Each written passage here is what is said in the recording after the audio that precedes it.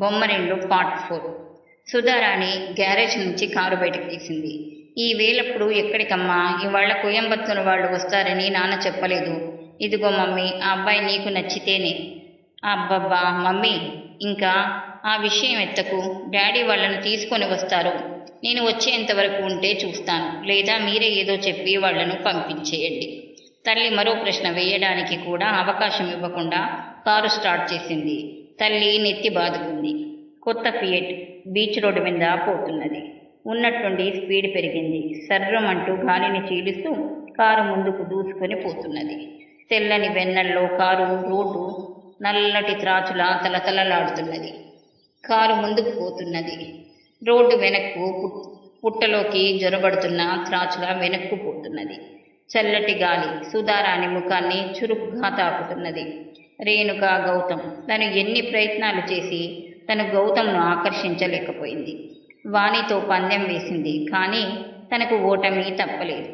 సుధా మనసులో నాగుపాము బుసగొట్టింది. ఇద్దరూ ఈ మధ్య సినిమాలు, పార్కులకు, హోటళ్లకు తిరుగుతున్నారు. అందరికీ తెలుసు. వాళ్ళిద్దరూ వివాహం చేసుకోవాలని నిర్ణయించుకున్నారట. రేణుకకు ఈ మధ్య గర్వం ఎక్కువైంది. తనతో మాట్లాడడం మానేసింది. వాళ్ళిద్దరూ సన్నిహితంగా ఉంటే తనెందుకు బాధపడాలి?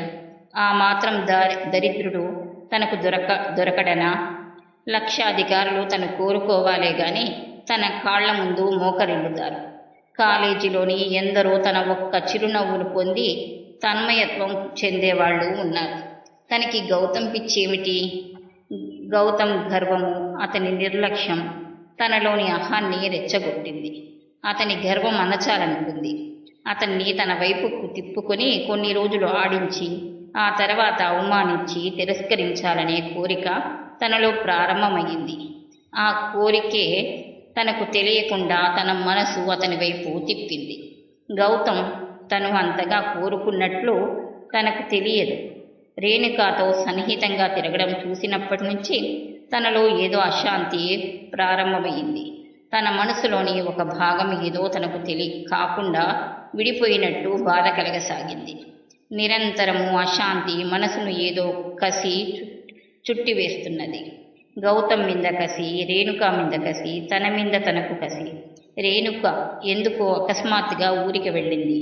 ఈరోజు మధ్యాహ్నం బండిలో తను అనుకోకుండా స్టేషన్కు వెళ్ళడం, వాళ్ళిద్దరూ కనిపించడం, తన మూడ్ ఆఫ్ అయిపోవడం జరిగింది. తను తన పిన్ని కూతురికి సెండ్ ఆఫ్ ఇవ్వడానికి వెళ్ళింది. కానీ బండి కదిలేదాకా ఉండలేకపోయింది. రేణుక, గౌతమ్ చుట్టూ ప్రపంచాన్నే మరిచి కబుర్లు చెప్పుకుంటున్నారు. అనుకోకుండా గౌతమ్ ఒకసారి తనకేసి చూసి వెంటనే చూపులు తిప్పుకున్నాడు. రేణుక మాత్రం తనకేసి చూడను కూడా లేదు. ఆమె ఆలోచనలు బుర్రలో సుడులు తిరుగుతున్నాయి. యాంత్రికంగా కారు నడుపుతుంది.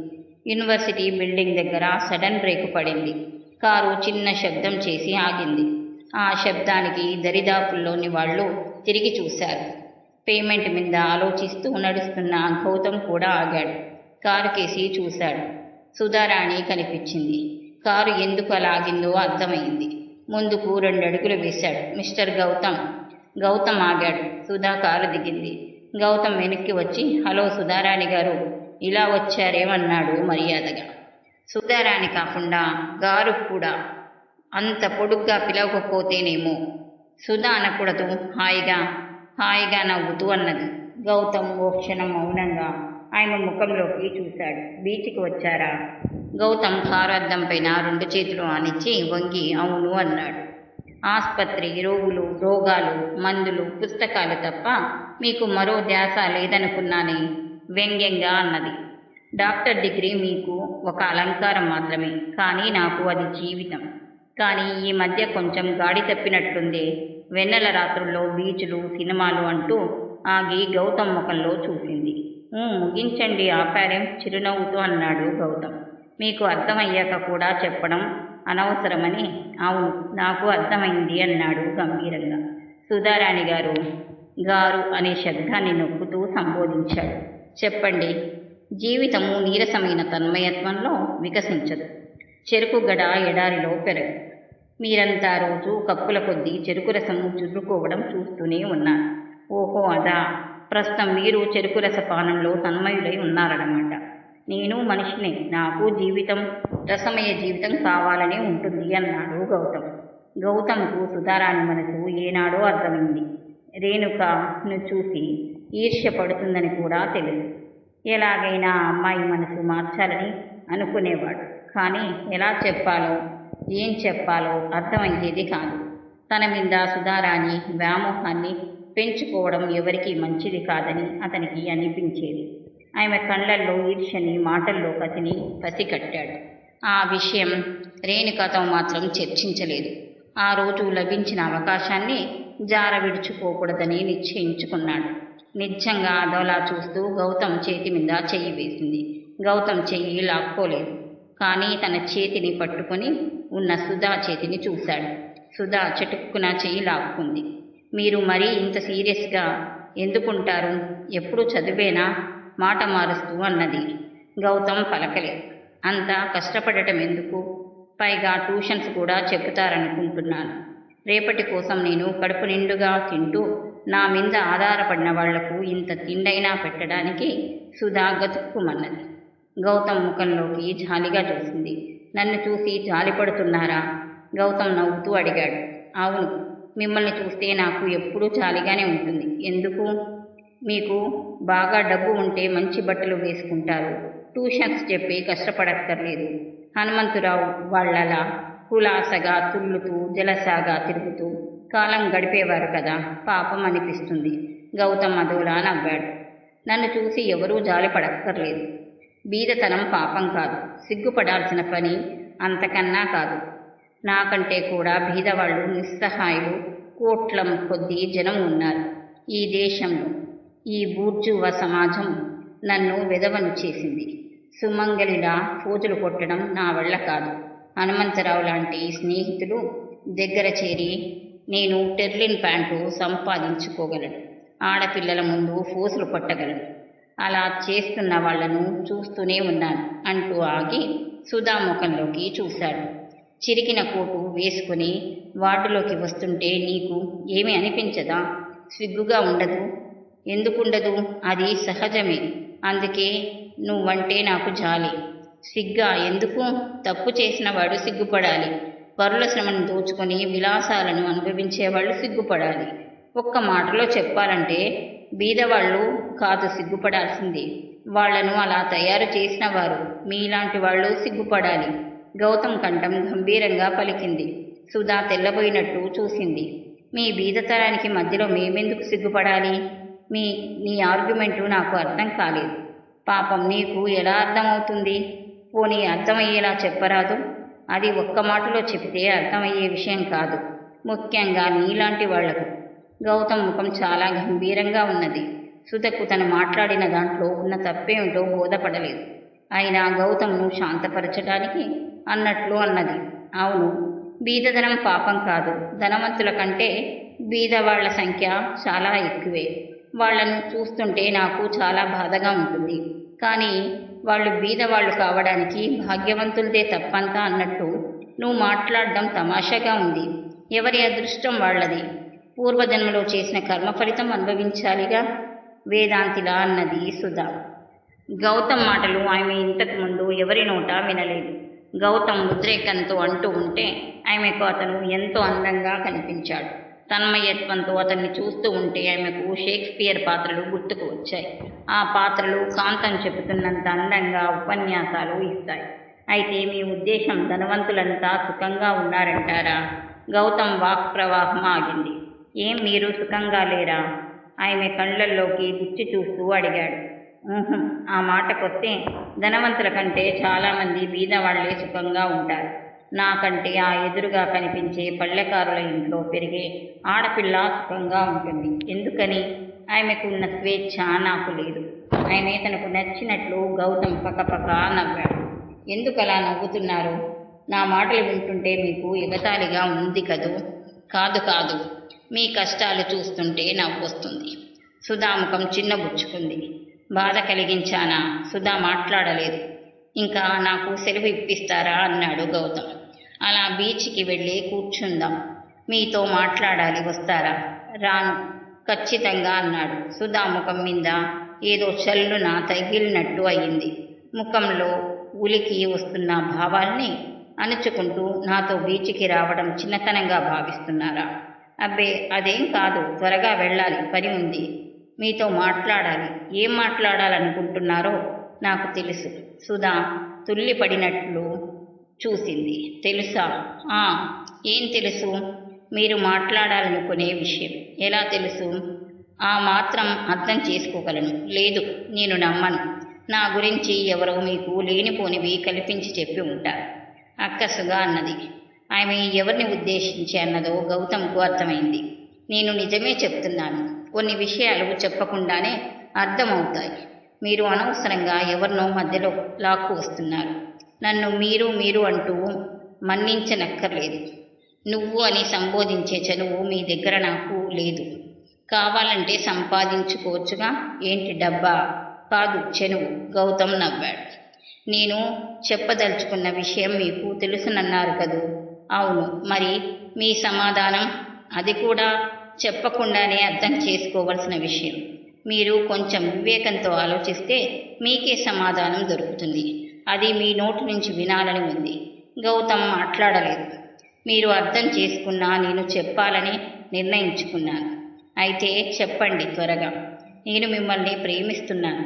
చాలా పాత డైలాగు, అరిగిపోయిన రికార్డులోని పదం. సుధకు అతని మాటలు కంకర్రాళ్లలా గుండెకు తగిలాయి. ఆ బాధ ముఖంలో స్పష్టంగా కనిపించింది. గౌతమ్ తనను చాలా మొరటుగా మాట్లాడినందుకు తనలో తానే సిగ్గుపడ్డాడు. సుధా ముఖము, చెవులు ఎర్రబడ్డాయి. ముఖంలోకి ఏదో మొండితనం తెచ్చి పెట్టుకున్నట్లు కనిపించింది. పాత డైలాగే అయినా అది నిత్య నూతనమైంది. ఏ రేణుక నోటి వెంట వస్తే ఆ డైలాగ్ సరికొత్తగా వినిపిస్తుందా? లేదు, ఎవరి నోట వెంట వచ్చినా అది నాకు పాత డైలాగ్ లాగే ఉంటుంది. నువ్వు హిపోక్రటివి. గౌతమ్ సుధా ముఖంలోకి చూశాడు. సారీ, నువ్వు అన్నాను. పర్వాలేదులే. ధనవంతులు బీదవాళ్లను ఎలాగైనా పిలవచ్చు. అదిగో మళ్ళీ ధనం అంటున్నారు. మీ మాటల్లోనే బీదతనం అంటే మీకు ఎంత అసహ్యమో తెలుస్తుంది. బాగా డబ్బు సంపాదించాలన్న కోరిక కూడా కనిపిస్తుంది. మీకు డబ్బు కావాలి. అది నా దగ్గర పుష్కలంగా ఉంది. నాకు మీరు కావాలి. గౌతమ్ అదోలా చూస్తూ చెప్పండి. ఆగిపోయారేం? మీ హౌస్ సర్జరీ పూర్తి కాబోతుంది. ఆ తర్వాత మీకు ఉద్యోగం వస్తుందనే నమ్మకం లేదు. అవును, డిస్పెన్సరీ ఓపెన్ చేయడం, ప్రాక్టీస్ పెట్టుకోవడం మీకు సాధ్యం కాదు. అది నిజమే. అందుకే నన్ను పెళ్లి చేసుకోండి. నాకు అంత అదృష్టమా? మీరు మాట్లాడే ధోరణిలో వ్యంగ్యం స్ఫురిస్తున్నది. కానీ నేను వాస్తవం చెప్తున్నాను. కాళ్ల దగ్గరకు వచ్చిన సిరిని తన్నేయడం తెలివైన వాళ్ళ పని కాదు. బతకటం చేత కానీ దద్దమ్మలు చేసే పని. ఇంకా పొట్ట కోసం ఇంత శ్రమ పడనక్కర్లేదు. రాజకుమారుడిలా బతకవచ్చును. ఆ మాటకొస్తే మీరు ఉద్యోగమే కాదు, ప్రాక్టీస్ కూడా చేయనక్కర్లేదు. ఫర్దర్ స్టడీస్ చేయాలనుకుంటే ఫారిన్ కూడా వెళ్ళవచ్చు. మరి నువ్వు కూడా వస్తావా? ఎగతాళి చేస్తున్నావా? నన్ను వెక్కిరిస్తున్నావా? సుధా రోషంగా అన్నది. నేను కాదు ఎగతాళి చేస్తున్నది, మీరు. నా బీదతనాన్ని వేలెత్తి చూపించి వెక్కిరిస్తున్నారు. ఆ అధికారం మీకు నేను ఇవ్వలేదు. నేను మీ దగ్గరకు వచ్చి ఆశించలేదు. డబ్బున్న వాళ్లకు చూస్తే చులకన భావం కలుగుతుందనేది నాకు తెలియని విషయం కాదు. నేను దరిద్రున్నే కావచ్చు, కానీ ఆ దారిద్ర్యం నా మనస్సుకు లేదు. ఆ దారిద్ర్యం నా వ్యక్తిత్వాన్ని కృంగదీయలేదు. బీదతనానికి నేను ఏనాడూ భయపడి డబ్బున్న వాళ్ళ అండను పొందడానికి ప్రయత్నించలేదు. సుధా గాబరాగా గౌతమ్ ముఖంలోకి చూసింది. అతను ఉద్రేకంతో ఊగిపోతున్నాడు. నాకు 2 చేతులున్నాయి. శరీరంలో బలం ఉంది. నాలో ఆత్మవిశ్వాసం ఉంది. సుధా తడబాటుగా చూసింది.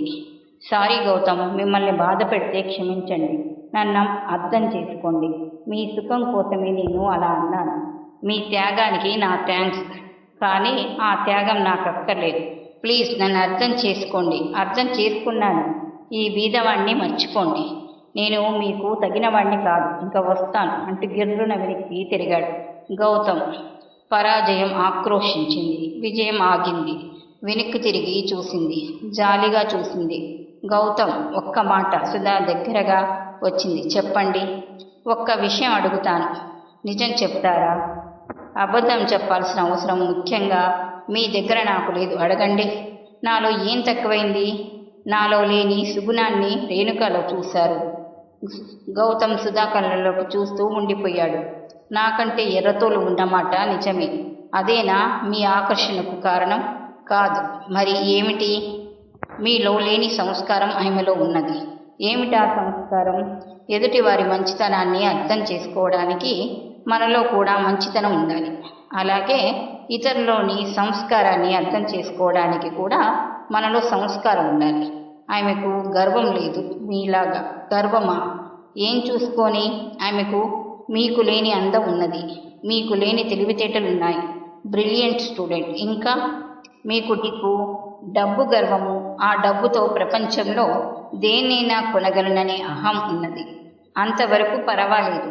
మనుషుల్ని మనసుల్ని కూడా కొనగలను అనుకుంటున్నారు. అది పొరపాటు. అది మీ సంస్కారానికి నిదర్శనం. గౌతమ్ దాదాపు అరిచినట్టే అన్నది. క్షమించండి, నేను ఎప్పుడూ ఎవరిని ఇలా హర్ట్ చేయలేదు. మీరే నా చేత ఇన్ని మాటలు అనిపించారు. మీరు హనుమంతరావును పెళ్లి చేసుకోండి, సుఖపడతారు. మీరు నన్ను అవమానిస్తున్నారు. సుధా నాగినిలా చుర్రున లేచింది. మిమ్మల్ని అవమానించాలని నా భావం కాదు. మరేమిటి? హనుమంతరావుకు మీరంటే చాలా ఇష్టం. వాడంటే నాకు అసహ్యం. అతను మీరు అనుకున్నంత చెడ్డవాడు కాడు. మనసు చాలా మంచిది. కొన్ని బలహీనతలు ఉన్నమాట నిజమే. అది అతని తప్పు కాదు. ధనంతో పాటే ఉంటే బలహీనతలు అందరిలో ఉన్నట్టే అతనిలోనూ ఉన్నాయి. అంటే మీ ఉద్దేశం ధనవంతులందరిలోనూ దుర్గుణాలుంటాయే అనేగా? అవును, అది నా ఉద్దేశం కాదు. అది వాస్తవం. స్త్రీని వాడు డబ్బుతో బజార్లో కొనే వస్తువుగా భావిస్తాడు. అది ధనంతో వచ్చిన అహంకారం. మీరు చేస్తున్నది ఏమిటి? మీ ధనం ఆశ చూపించి నా మనసు కొనాలని ఆశించలేదు. మీకు డబ్బుంది. మీరు కోరిన ఏ యువకుడనైనా తోకాడిస్తూ కుక్కలా మీ పాదాలు నాకుతాడని మీ అభిప్రాయం. నీకు డబ్బు లేదు, అందుకే డబ్బు ఉన్నవాళ్ళంటే కసి. కావాలని ఏకవచన ప్రయోగం చేసింది. నాకు డబ్బు లేదు నిజమే. డబ్బున్న వాళ్ళంటే నాకు కసి, అది కూడా నిజమే. కానీ ఆ కసి నాకు డబ్బు లేదు కనుక ఏర్పడింది కాదు. మరెందుచేతనో వ్యంగ్యంగా అన్నది సుధా. డబ్బున్న వాళ్ళంతా పరన్న బుక్కులు, పారాసైట్స్. కొన్ని వందల మానవుల శ్రమశక్తిని దోచుకుంటే గాని ఒక్కడు శ్రీమంతుడు. అదే మీ నాన్న లాంటి శ్రీమంతుడు కాలేడు. అందుకే మీరంటే నాకు కసి. మా అదృష్టం చూసి మీకు ఈర్ష్య. సుధారాణి గారు, ఇక వస్తాను. గౌతమ్, నా దగ్గర వెండి బంగారాలు ఖజానాలున్నాయి. వాటితో నీలాంటి వాళ్లను ఎందరినైనా కొనగలను. గౌతమ్ ఆగాడు, వెనక్కు తిరిగాడు. పాపం, మిమ్మల్ని చూస్తుంటే జాలి వేస్తుంది. నన్ను చూసి నీకు జాల? పకపక నవ్వింది సుధారాణి. పాపం, మీ నవ్వు ఎలా ఉందో మీకు తెలియడం లేదు. ఏడవలేక నవ్వుతున్నారు. నిజంగా మిమ్మల్ని చూస్తుంటే నాకు జాలి వేస్తుంది. వాస్తవంగా బీదవాణ్ణి నేను కాదు, మీరు. కోపంతో సుధారాణి పెదవులు వణుకుతున్నాయి. నీకు కావాల్సింది డబ్బుతో కొనుక్కోలేనప్పుడు నువ్వు బీదదానివే. Euro shut up. అరుస్తూ వెళ్ళి కారులో కూర్చొని డోరు గట్టిగా వేసింది. గౌతమ్ చూస్తుండగానే కారు స్పీడ్గా వెళ్ళిపోయింది. గౌతమ్ చూస్తూ నిల్చున్నాడు.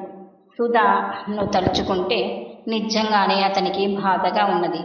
అవసరమైన దానికంటే కటువుగా ప్రవర్తించానేమోనని బాధపడ్డాడు. గౌతమ్ హాస్టల్కు చేరేసరికి పొద్దుపోయింది. హాస్టల్ టేబుల్ మీద పెట్టి ఉన్న భోజనం వడ్డించుకున్నాడు. తినబుద్ధి కాలేదు. మజ్జిగ మాత్రం తాగి లేచాడు.